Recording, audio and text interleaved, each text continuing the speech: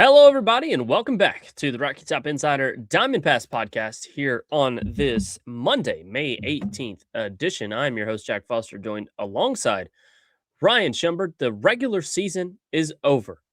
Tennessee baseball wins the series at Oklahoma. Yes, technically at a neutral site in Oklahoma City, but still counts as a road series. Tennessee gets it done, much like in the Texas series, winning games 1 and 2 before falling short in game 3 due to weak pitching depth because Landon Mack had to miss yet another weekend with right arm soreness. Plenty to get to there, but we are going to shift the conversation more towards looking at the future today as the SEC tournament begins Tuesday and Tennessee will play on day one. They are the 10 seed in the SEC tournament bracket, will go against South Carolina at 5:30 p.m. Eastern time on Tuesday. So much to discuss, Ryan, but first, how you doing? Doing well. Yeah, excited to be back on here and uh, a good close to the regular season for Tennessee. I felt like that was, important in a lot of ways just because we'd seen them play well and then take steps back, maybe against a little bit lesser opponents.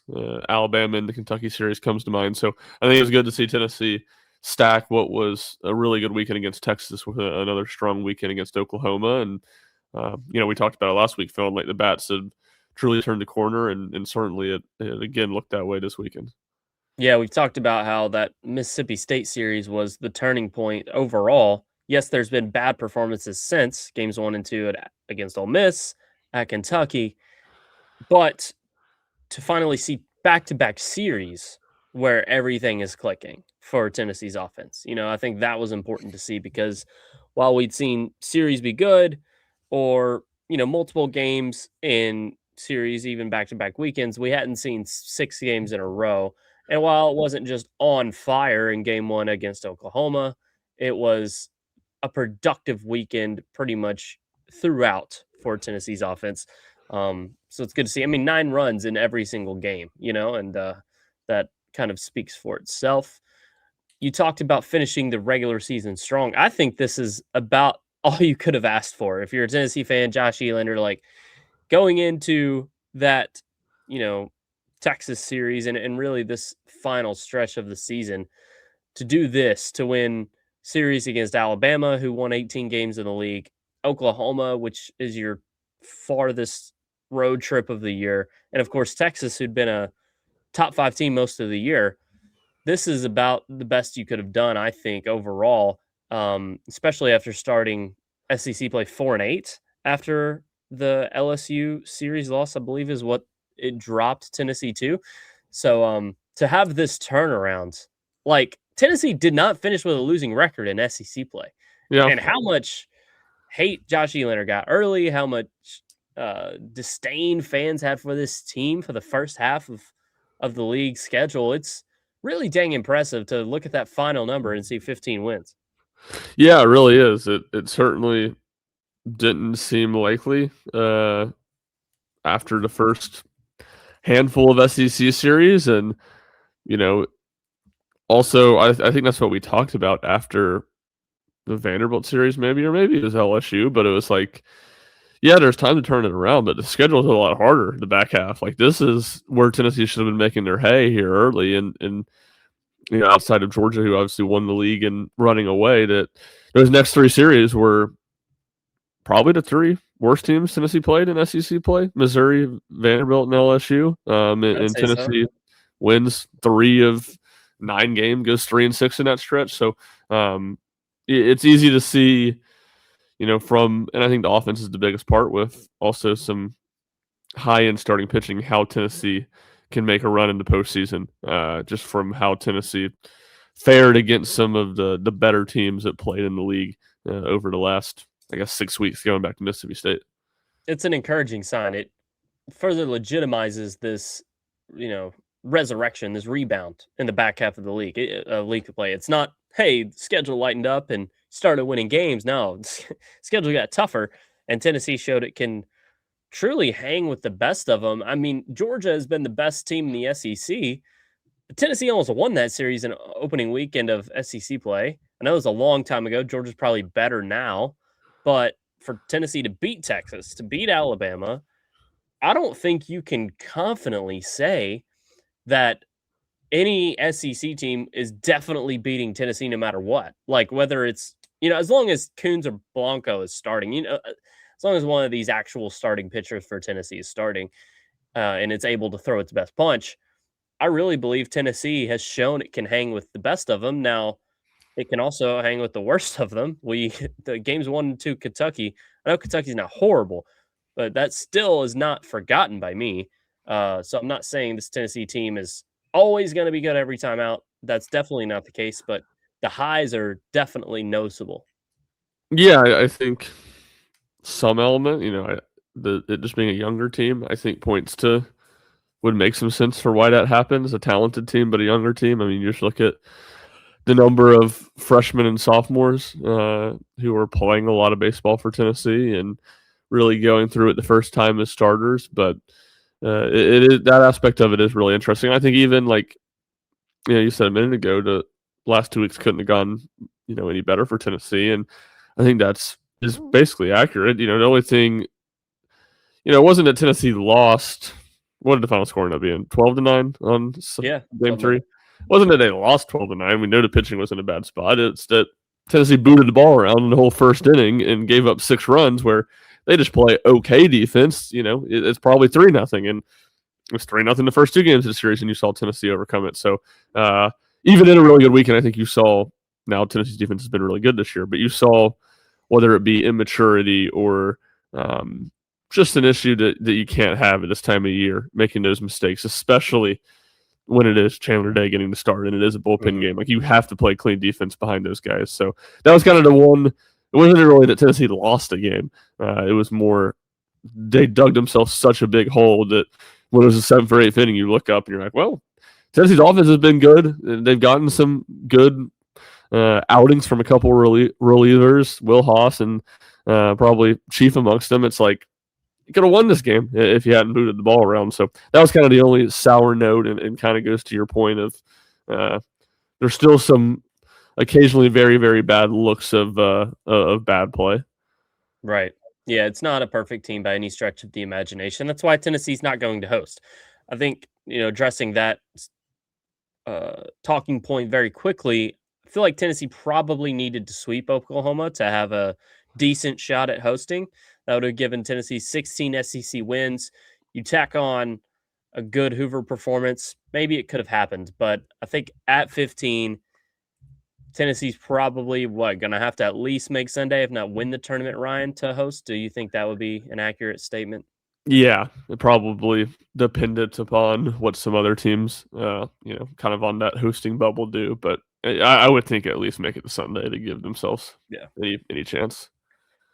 All right, let's recap this Oklahoma series just a little bit, looking at some of the top storylines of the weekend. Don't have to go too heavy into it, but starting with the starting pitching, um, not the best of outings from Tegan Coons or really Evan Blanco, but definitely Tegan Coons gives up, you know, 12 hits in 5 innings. That's a staggering amount given what we've seen at times out of Coons. But, uh, the important thing to note is that he was able to gut through some tough moments and keep Tennessee in the game at times. And while Oklahoma didn't do themselves many favors running into outs on the base paths, Oklahoma kind of played sloppy baseball for the majority of the weekend. Some outfield highlights on day 3, or game 3, but it just wasn't pretty baseball from the Sooners for the most part. But I think it's important to acknowledge that Tegan Coons didn't let things get too out of whack for him, and he ends up only giving up 4 earned runs despite the 12 hit number. Yeah, it goes back to again what I think we talked about for Mississippi State was that kind of first sign of things got dicey for him, and he pushed through it. And Tennessee needs that more than ever now with just how few bullpen options they have. They need guys, their starters, even if they struggle, to kind of sit in there and wear it, and at least get them into the middle of the game to give them a real chance. And that's what Tegan did. And with Tennessee's offense performing the way it is right now, it gives them a chance. One of his lesser starts in SEC play, lesser starts this season, and he ends up getting the win. So the Yep. only To me, the only thing that's worrisome about it is that his velo was down. And, if you're Tennessee, hopefully just a deal where it was a little bit of a short week and he'd thrown a bunch of pitches the week before.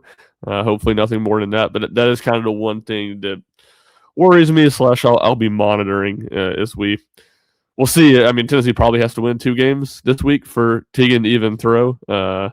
So if they do that, that's something I'll be monitoring. And, otherwise will be worth noticing when he probably takes them out in game 1 of a regional. That's what I was gonna kind of bring up too. It would be 6 days rest again for Teagan if they choose to throw him Wednesday against Arkansas, assuming Tennessee is able to beat South Carolina Tuesday. So it would be 6 days rest and then 6 days rest again. Um, I don't think it's worth it to get Teagan that far off schedule. I know then it could be just a 9-day rest to a Friday regional game, so maybe it's not the worst thing in the world, but I don't know. I'd just rather Teagan not throw until a normal weekend slot in Hoover.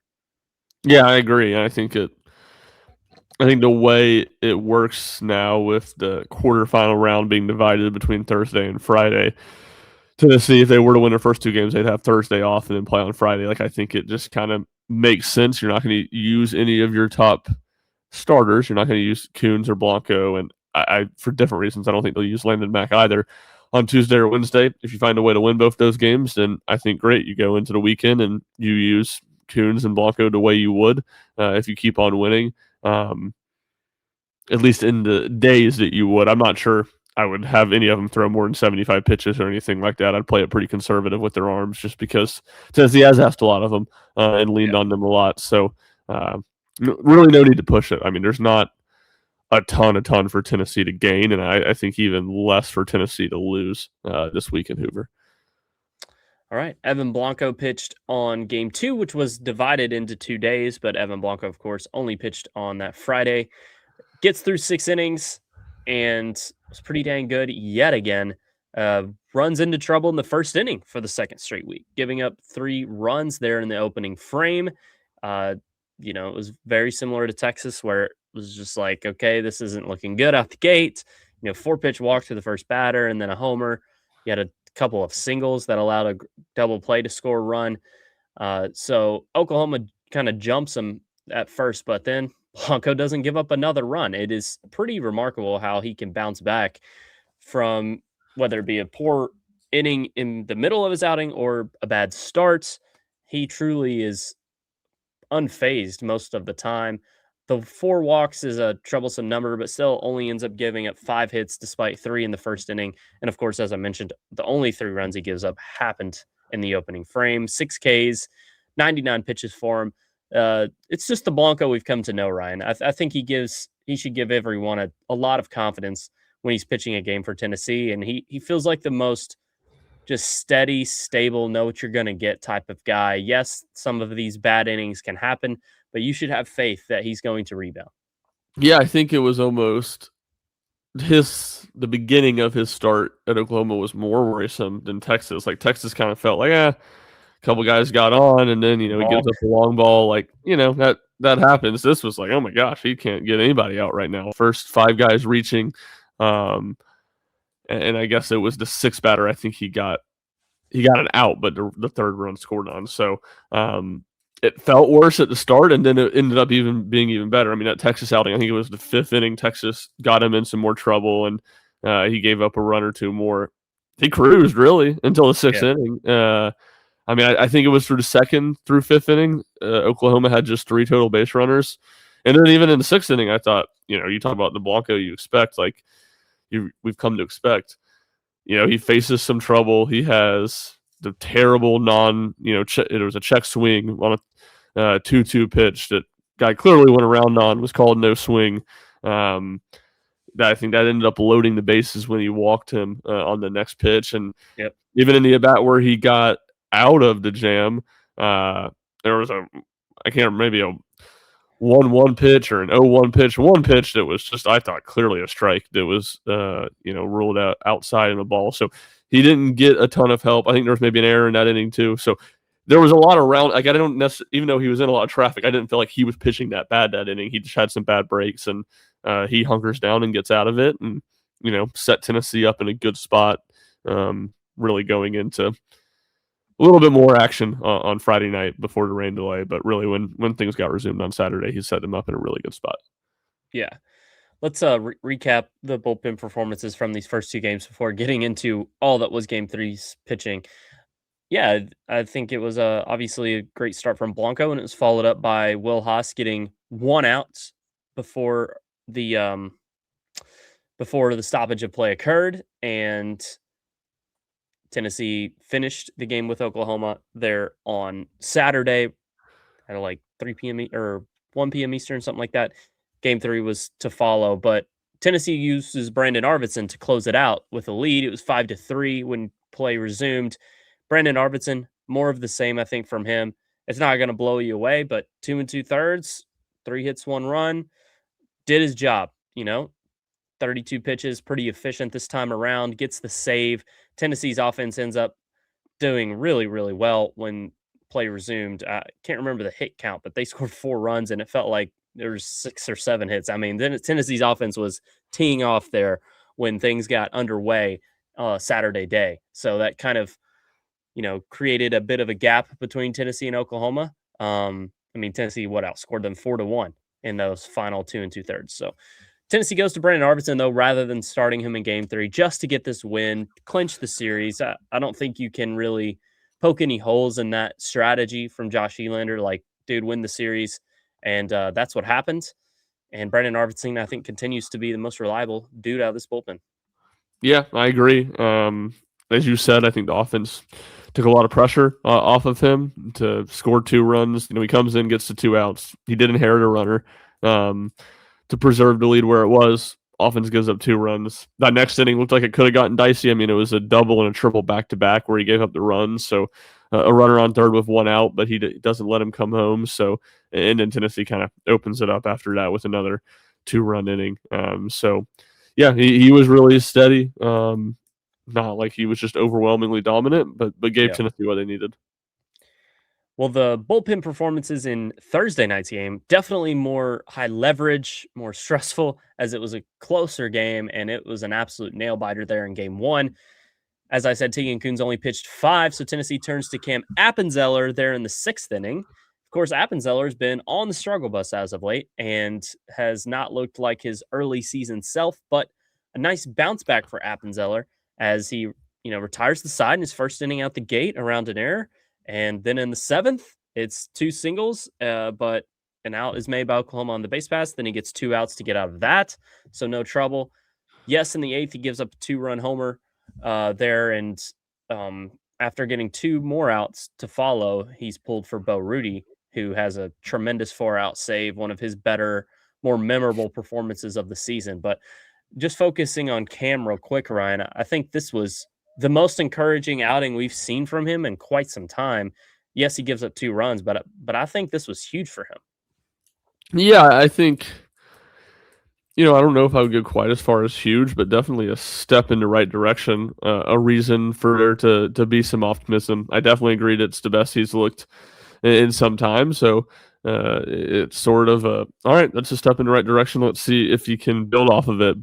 And I think even if you go back to Texas, like his numbers don't end up looking great. He kind of got squeezed in that 9th inning on some, TrackMan had some pitches as strikes that were called balls and led to walks. So there have been good signs the last 2 weeks. He certainly has not looked like the guy he did the first half of SEC play, but he's also still looked like Tennessee's second best reliever or third best reliever, like a guy that Tennessee can count on to go out there and throw 2+ innings in any given game and be pretty effective. So definitely steps in the right direction for Appenzeller.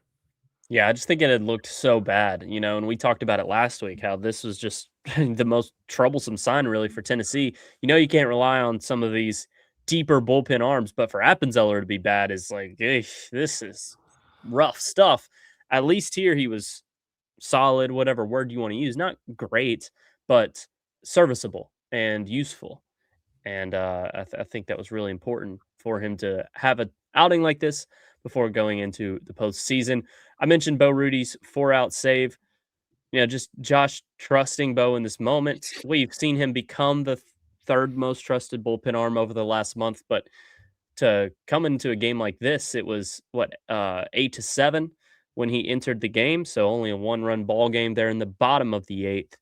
Walks his first guy, but then gets a strikeout and works around a double in the 9th to finish it off and win the game. 3-pitch strikeout in the last AB just to slam the door. So I thought this was pretty electric from Rudy, and the best way to use him, I think, is the most important way to put this. Yeah, I thought his best weekend of the season, given the stakes of when he pitched and stuff like that. I mean, he was just huge on Thursday night, and then gives up the lone solo homer in a shorter outing in Game 3. But otherwise, I thought threw the ball well. So, yeah, I mean, that's what Tennessee is going to need. Like, I don't think at any point this season have used Brandon Arvidsson and Cam Appenzeller in the same game. So if you don't get 6, 7 plus innings from one of your starters, you're probably going to need 2 different pitchers. Most likely, not necessarily, but most likely out of the bullpen. And Rudy needs to be that guy that can come in and get Tennessee to the finish line if there is a little bit of space after Coons Arvidsson or Coons Appenzeller Blanco, one of those 2 guys stack to start. Like that's the obvious next choice. And he showed he was capable of doing that in Game 1. Well, Tennessee was up against it with its pitching plan for Game 3. I want to say something real fast. Both of the last 2 weeks, it feels like there's been a lot of talk from fans on Twitter, like, oh, here we go again. Tennessee showing its inconsistencies, falling flat in Game 3. And while, yes, these are arms on scholarship that are supposed to be performing better than they are to compete at a higher level, like, I think if you really have watched these guys pitch, Day, bad outing, pretty uncharacteristic given most of his performances. But a lot of these guys, like, they just are what they are. You can't have any sort of confidence when Tennessee's going to trot most of the guys they trotted out in Game 3 out against a quality opponent, and Oklahoma is. So I don't think it was any surprise. In fact, you could even argue that some of these guys exceeded expectations in Game 3 against Oklahoma. When you mentioned the defense, that is the most troublesome part of this game. But like when Tennessee's up against it with this type of available pitching in a game, I just don't think you can expect for it to be pretty or for there to be good performances. Like Tennessee's offense is just going to have to bring it and outscore because you're not going to hold them down with the way these arms have thrown this year. And that was largely the case. I think Ethan Bayoto, 2 2/3, settled things a bit. Yes, had a wild pitch on ball 4 to a walk that allowed a run to score. It was a triple earlier in the inning, so easy, just advance home there. And then he gave up the homer as well later in his outing. But I thought he settled the game. I thought Haas was solid, 4 strikeouts in 2 innings. Like there were areas to point to that were pretty solid, but Day walking 4 in the first. Yes, he should have been out of the inning way earlier due to Ariel Antigua committing an error. So he gives up 6 runs, only 1 earned. But I don't think Day was good at all in his start. Frederick, more of the same, just rough stuff from him. Hindi doesn't give up a hit, but walks 2 and gets 3 outs. Bo Rudy, pitches the final inning. I just think it's important to note that, like, this is just what it's mostly going to look like from Tennessee's pitching when there's this depleted depth, or I guess the better way to say it is lack of good options. Yeah, no doubt. I think to your point, there's some positives and what Will Haas, I think, is throwing the ball well both these last 2 weeks on Sundays, to where it's like, all right, he feels like he's starting to separate himself from this group. Maybe is that next guy up. If Tennessee does have to go to somebody else for a couple innings, I think Chandler Day was probably the most disappointing, like you said, especially with he just couldn't find a strike zone after getting those first 2 guys out and giving up just the first little bit of damage. I guess the solo home run was what started it. Right. All a 2-out rally for Oklahoma. Yep. Yeah, which was crazy. Yeah. So, it's all that to say, like that Haas with some positives, Bayoto with some positives. that's positives in the sense of like if you need those guys to throw an inning or two in a game where you have more reliable arms. If Tennessee has to piece together a full bullpen game with these quality of arms, like their chances, like you said, of beating quality opponents are just very slim, and it's all about the offense being able to outslug another group. So that continues to be the dark cloud, I guess, over two really good weekends to close the year. Is that it's just difficult to see Tennessee making a deep run in the postseason without Landon Mack. Yep. I think they could win a regional without Landon Mack because Can't play 4 games though. Got to do it in 3. no, got well, you have to win your first two games. Maybe you could go to a fourth game, a game 7, and you could find a way because your opponent's pitching is going to be really decimated by that point too. But yeah, I would just say this is almost always the case. It's very difficult to do. All the more so this year. Tennessee has little to no chance to get out of a regional if they don't win the first two games. Like they don't have the pitching to pull themselves up. Yeah. But that's the thing. The offense looks good, and you still have two starting pitchers right now that you have a lot of confidence in. So, I think Tennessee is going to be as a 2 seed a huge challenge to whoever they face as a 1 seed, just because they do have an offense that's clicking and. We'll see how Josh Elander decides to end up handling things. I imagine it would probably be Evan Blanco, but a pitcher in Evan Blanco who has faced a lot of really good opponents, has pitched in big moments in the postseason, and as you said, is really steady. So you feel like he's going to give Tennessee a chance against any sort of opponent in a game like that.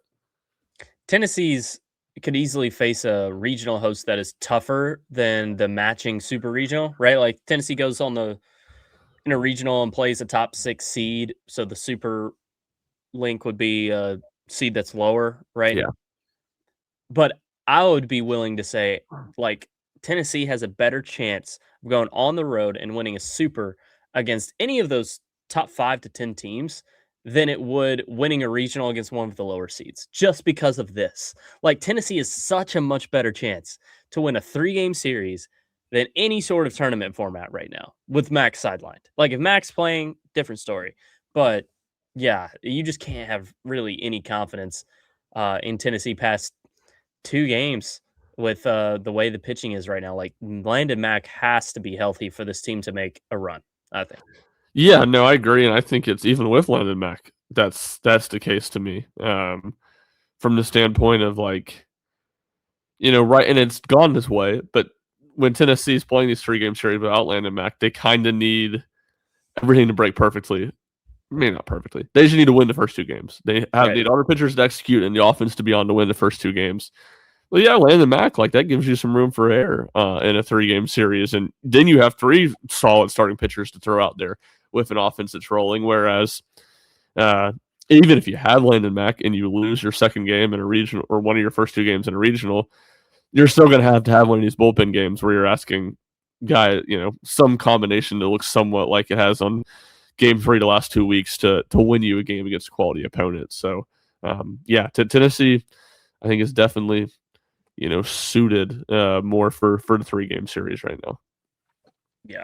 But the point I just wanted to drive home is that it's a completely different team when this is the case. Like, I know, yes, offense is the same, defense in the field's the same, but it's a totally different script when these are the pitchers throwing for Tennessee. I just don't think you can have too high of hopes when this is happening. Like we said, just got to outslug them. And Tennessee came dang close in this game. Did a much better job against Oklahoma than it did against Texas in the same situation a week ago. 9 runs on 10 hits made things interesting throughout. Levi Clark responding there in the top of the second, 2-run jack. Tennessee scores 3 in the 5th. 3 runs across the 7th and 8th innings. Like it was a game there for the most part, but just not enough in the end. And Oklahoma brought out their closer late to seal the deal. 1-2-3 third against the heart of Tennessee's order in the 9th. But you were down 6-0 after the first, of course, and 8-2 after the second. I mean, after the second inning, Tennessee outscored Oklahoma 7-4. So for the majority of the game, Tennessee was the better team and was outscoring Oklahoma more consistently, but a hole that big that early just was unable to be dug out of, and Oklahoma takes the series salvaging win, which was huge for the Sooners, by the way, because it would have been dicey on whether or not they were going to make the tournament if they'd gotten swept. Yeah, no doubt. And I think that, is worth keeping in mind a little bit. Like Tennessee was playing a team that was far more desperate than them in Yeah. game 3. And yeah, it did feel like when Tennessee was kind of coming back, it felt like Tennessee would get it real close, and Oklahoma would hit a solo home run, or Oklahoma Yeah. would score a run to just give themselves a little bit more breathing room. And I think at one point in the game, I can't remember what inning it would have been, Tennessee did get the tying run to the plate with 2 outs, but they were never able to quite get it to the all right, they're at the plate right now, and it is very manageable for them to take the lead. Right.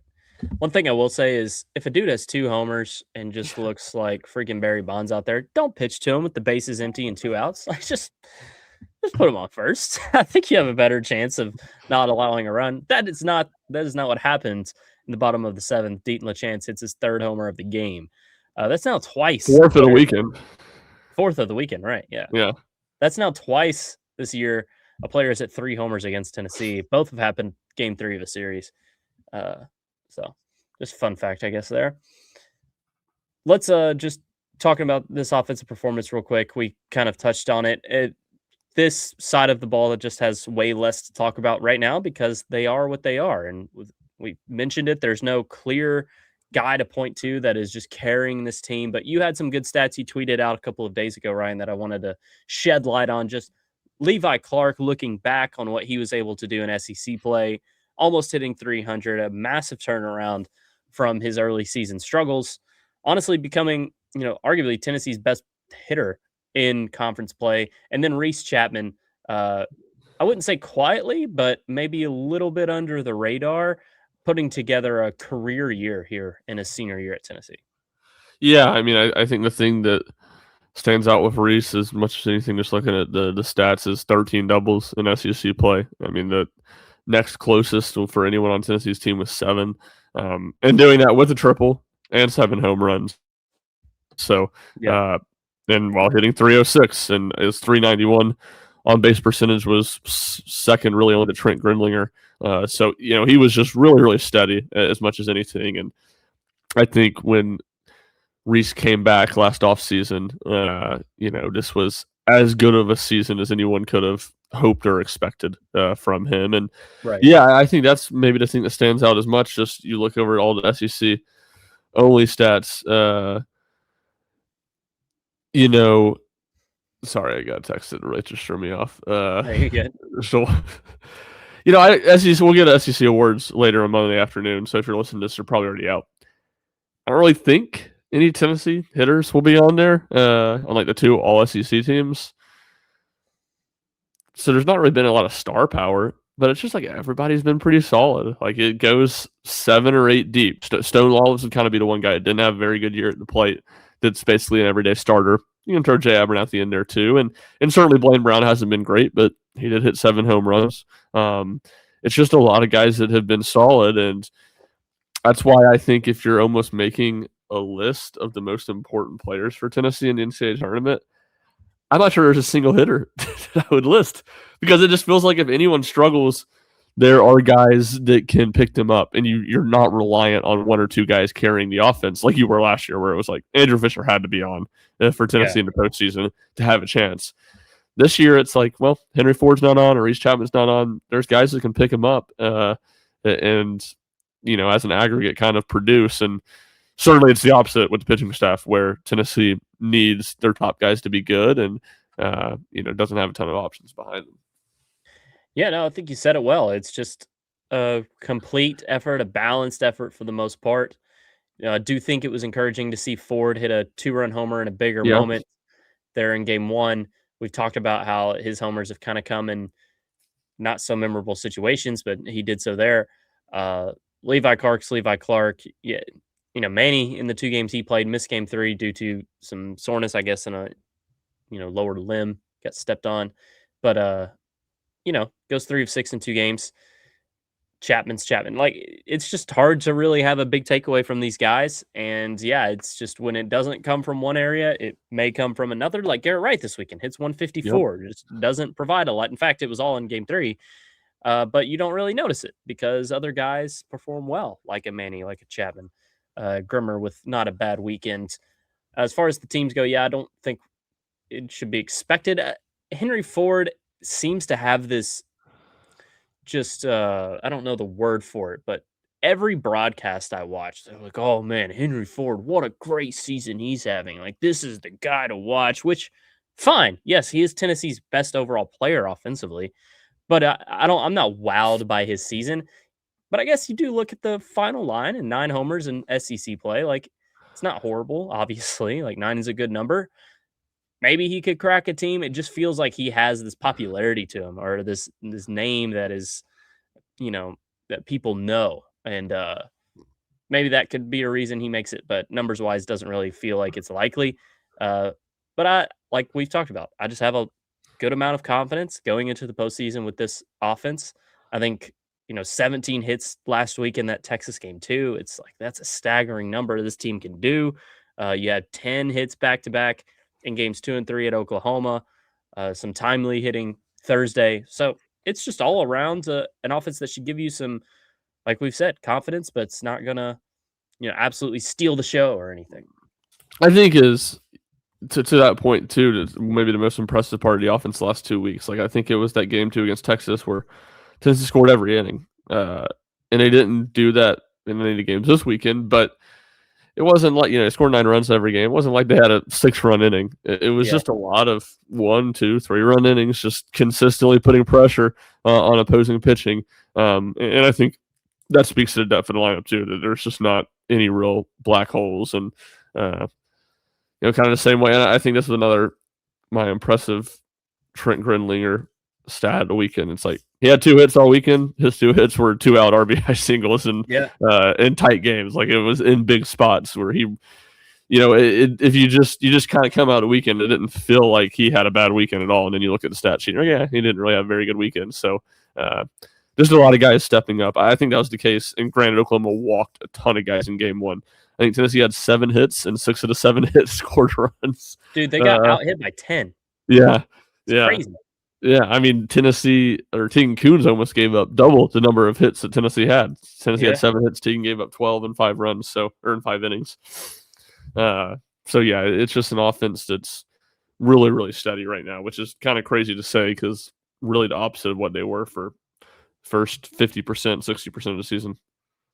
Yeah, really, Oklahoma should not have lost game 1. I mean, 9 walks, 2 hit by pitches. You had the 2 errors. Like it was a lot of just layups for Tennessee to take advantage of due to Oklahoma mistakes. Looking back on it, but yeah, I tweeted it out and we talked about it a little last week. Like big moment, who do you want at the plate? I think with 2 outs, I want Trent Grindlinger more than anyone right now. Maybe needing a homer, he's not the guy, but yeah, I just have so much confidence in him to deliver when backs up against the wall and you need it. Chapman, I think what he did this past weekend, it's like, okay, Jack, you need to start giving him a little more respect, which I acknowledge. Maybe he should be in the top 3, probably over Grimmer for me. I still think I'm taking Ford, but yeah, there's just multiple guys to look to and say I have a good deal of confidence when you step to the plate. Yeah, even on it's he's been a bit streaky, so it's probably a little bit of a any given weekend thing. But even Manny, like it feels like he, he doesn't have the crazy power numbers, but it feels like he's come through in a number of spots for them in SEC play. I mean, his 18 RBIs is right in the middle of the team. I think 5th, tied for 5th in SEC play in RBIs. So even he's been without massive power numbers and really a super great on base percentage. Has had a number of big moments or clutch hits. Yeah, the obviously the game 1 insurance run comes to mind, and he's had some others earlier in the season. By the way, Levi Clark, his game 1 home run, I don't know if you remember it, what inning it was in. Do you potentially? It was early-ish, I Early-ish. I'm think. trying to find.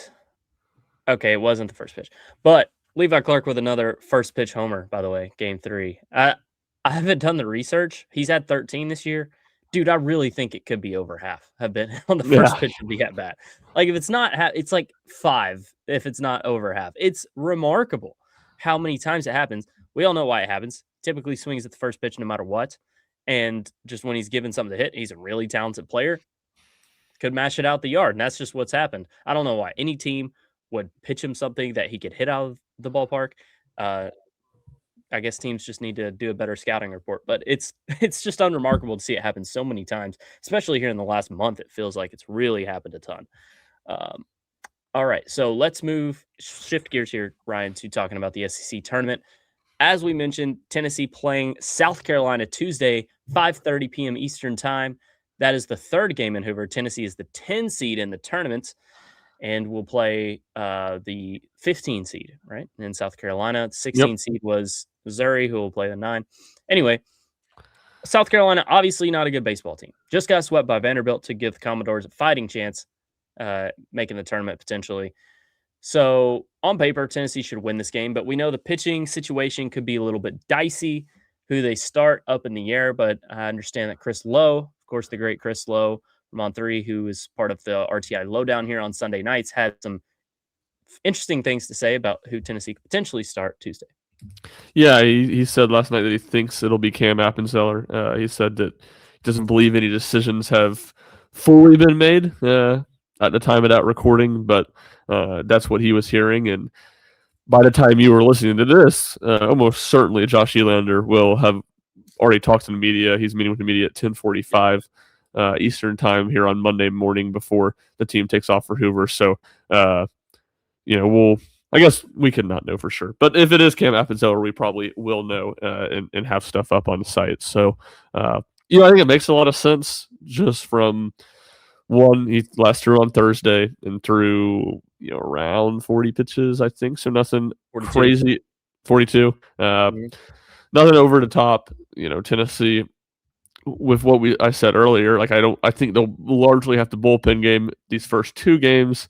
So I think it makes sense to throw him, put him in that spot. Obviously, he started one midweek, but that's the only one he started. And if Tennessee does have to come out of a loser's bracket in a regional where it goes to 7 games, like it very well could be a situation where Tennessee's asking Cam Appenzeller to start a game for them in a regional. So I think it makes a lot of sense to give him this experience. I can't imagine they're going to push him super, super far. But, see if he can throw 4 or 5 innings, something like that. And see how he handles it, too. Like you said, it felt like a step in the right direction for him at Oklahoma. Let's see if he can take another one against what is a quality, is an SEC opponent, but also not one of the better lineups that he's faced this year. Yeah, I don't mind the decision at all. I don't blame Tennessee for doing it if they choose to. I thought it set up for Nick Abraham to start just because of how good he was last midweek, and it's 2 series in a row he hasn't pitched, which with how depleted Tennessee's pitching is in those game 3 settings, you'd think Abraham would be relied upon. Wasn't the case, so I'm like, maybe Josh is playing the long game, going to start Abraham, super fresh, 7 days rest on Tuesday, game 1 Hoover. It just made sense in my mind, but maybe Abraham's there to back up Appenzeller, and you try to use 2 arms to get most of your outs in the game. If that works, Tennessee wins the game, then the pitching's in a much better spot for Wednesday. Also think that it'd be clearly beneficial if Tennessee can not use Abraham Tuesday, win the game with Appenzeller on the mound, and then start Abraham Wednesday. I think I said that right. You understand what I'm saying? Yes. But yeah, so if Appenzeller throws, makes sense, and we'll see what happens, who's to follow. But overall, Ryan, kind of talked about it. Doesn't feel like hosting is likely at all unless Tennessee makes a super deep Hoover run. I think Tennessee's going to try, but the importance of its, performance in Hoover really isn't that high here. Do you almost think it'd be wise to not push really anything this week in Hoover? Yes, I do think that would be wise. Almost like they did in 24. If I don't think the Manny Marin deal sidelined him on Saturday is very serious, but even if he's still a little banged up, I'm not sure I would start him. So get your pitchers work, but I wouldn't be pushing the limits on anybody. And so certainly, like we've talked about, wouldn't be going to your starters until Friday if you win the first 2 games. I would just be trying to get those guys some rest. I mean, really, we talked about this a little bit on here last week. they've changed the format, I guess, for seeding teams or for grouping teams would probably be the better word. Where in the past, any the 2 seeds weren't seeded. They could go be paired with anybody. I mean, it's how in 23 to Clemson's chagrin, Tennessee was probably 17, 18, 19, something like that, and they got sent to the number 4 overall team, ends up winning that regional. Now they are seeding all the 2 seeds, but it's not a 1-to-1. It's not like the number 1 team will not be paired with number 32 automatically. It is groupings. 1 through 4 has to be paired with 32 through 29, and then 5 through 8, 28 through 24, 28 through 25, I guess, and onward. So I guess the only thing I would say, the 2 teams that have Tennessee's most commonly been grouped with, Georgia Tech and North Carolina. Georgia Tech's definitely going to be a top 4 seed. North Carolina could fall to a 5 or 6. But basically being if Tennessee wins some games and they can play themselves into a higher 2 seed, that would set up the potential for them to avoid Georgia Tech and potentially North Carolina and get a lesser team as their 1. So that would be the only real motivation. I don't even think that is the most important thing in the world, because what we talked about, we've seen Tennessee play well against really good opponents. But that's to me, when I'm looking at like what Tennessee's playing for this week, besides just getting guys work and playing for competitiveness sake, and trying to maybe figure out if somebody's young arms you can trust a little bit more than others, like that's really the only thing from a seeding standpoint that I see being up in the air going into this weekend. Yeah, it's fun when that the SEC team you cover is going to be a 2 seed, and you're trying to predict who they're going to go on the road to in the regionals, because there's so many dang SEC teams that are hosting that it really narrows the list. And in fact, you have 3 non-SEC teams in the top 4 in the latest D1 baseball rankings. The new ones haven't come out yet, but if Tennessee doesn't have to go to a top 4 seed, I think the ones that could potentially make sense are, hey, run it back in Hattiesburg, like this little postseason rivalry, continue that. Of course, it's a longer trip than those Carolina schools, but still could happen. I think West Virginia can make sense. They were the 9th ranked team last week. Maybe Florida State, but the list is small because I don't think Tennessee would go to one of these 16 through 13 teams. I guess they could if they make it to the weekend in Hoover, and then maybe, I don't know, Kansas enters the equation. But usually they try to keep these geographically sound, right? They don't try to have too many teams go across the country. So I would be surprised if Tennessee ends up going to the state of Oregon to play either team. That just feels like you don't see it a ton. But Southern Miss, West Virginia, Florida State, maybe some other teams to kind of keep in mind here. Yeah, Baseball America has released their most latest bracketology. I think since we started recording, they have Tennessee as the 28 going to number 5 North Carolina. So North Carolina falling to that second tier. And I think that's the thing too. While they're doing these seedings and groupings, especially when it comes to the 2 seeds, they can fudge the ranking a little bit if they want to try to get desired regional matchups.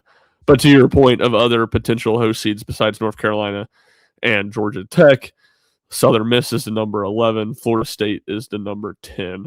And then you got Nebraska 12, Kansas 14, Oregon 15, and Oregon State 16. So, or Oregon and Oregon State being the number 15 and 16. So those seem pretty likely.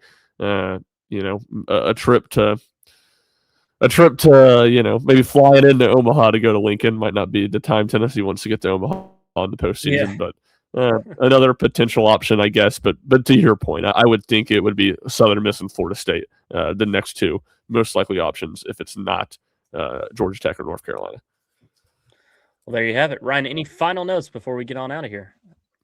No, I think the only thing that comes to my mind when I say that, you mentioned the Southern Miss postseason rivalry, to maybe continue to link Jarrett postseason rivalry. It hasn't just been with him at Florida State, but obviously Florida State in the 24 College World Series, and then he was at Notre Dame in 22. So plenty of familiarity with those two. And I guess, and we could talk about this next week more so if Tennessee does get matched with Georgia Tech. Georgia Tech would feel a lot like Clemson to me a couple years ago, to where they've clearly been a really good team, and they are a program that has some history, but they haven't they haven't won a regional in 20 years. So it's like they're going to have a lot of pressure on them that first weekend. And Tennessee is going to be a team that it is a little different. Tony's not there anymore. Elander's trying to prove his own thing and stuff like that. But Tennessee's a program that's had a ton of success and should feel pretty comfortable in a regional format and not have a ton of pressure on them, whereas Georgia Tech's going to have a ton. So I could see that. Certainly Georgia Tech's really good and would be favored to win that, but Tennessee being, really dangerous to Georgia Tech the same way they were to Clemson back in 2023. No, I think it's perfect. ACC program, everything kind of matches up. And hey, I want Tennessee to go to Georgia Tech for one reason. So the Loy boys can rise once again. Rise from the dead, baby. Let's go. Like a phoenix from the ashes. A Dylan Loy revenge game, I guess. I don't know. But like Tennessee versus Dylan Loy, I don't know how you want to phrase that. Would be pretty cool. A very fun storyline to have. And he's pitched well this year. So it's not like he's just a nobody in that pitching staff. He's one of their more important relievers. So, that would be fun. Looking forward to the postseason, though. It begins Tuesday, 5:30 p.m. Eastern time, Tennessee versus South Carolina. First time Tennessee has played the Gamecocks this year. And then if they win, they'll play Arkansas, knocking off all but 3 SEC teams to play this year, which would be kind of cool. It would be funny, too, if Tennessee played Arkansas and Tennessee won the first game with Elander after how bad Tony had all the ties and the drama there, and Tennessee was always terrible against them. That would be quite funny, though. Man, I can't imagine Tennessee's pitching will be in a very good spot on Wednesday if they do get the job done on Tuesday. Right. Yeah, we'll just have to see how it all shakes out, but you can follow along with everything Tennessee baseball postseason at RockyTopInsider.com. You can follow Ryan at RyanShepard00, me at Jack Foster Media, and of course, RTI's social media page at Rocky Top Insider Live at bat by at bat update threads for every single game on the website as well. For Ryan, I'm Jack. We'll talk to you next time.